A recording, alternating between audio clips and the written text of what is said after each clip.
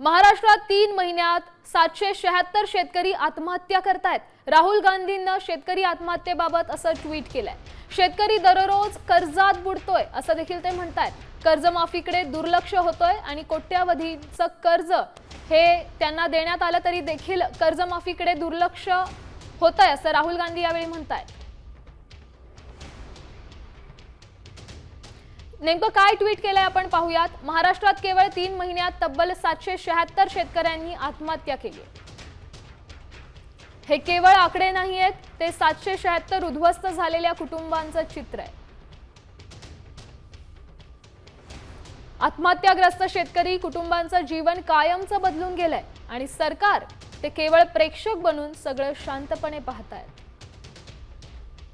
शेतकऱ्यांवरचा कर्जाचा भार दिवसेंदिवस वाढत चाललाय।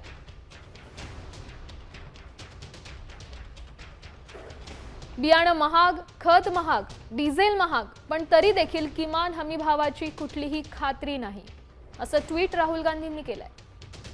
त्यासोबत कर्जमाफीची मागणी केली तर सरकार डोळेझाक करतं।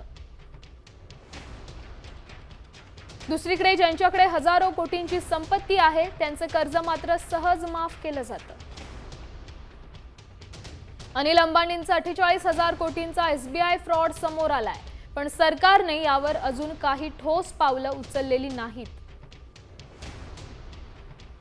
मोदींनी शेतकऱ्यांचं उत्पन्न दुप्पट करायचं आश्वासन दिलं होतं, पण आज शेतकऱ्यांचं जीवनच अर्धवट संपतंय। अन्नदाता असुरक्षित आहे, हताश आहे आणि या व्यवस्थेनं त्याला संपवण्याचा धंदाच चालवलाय।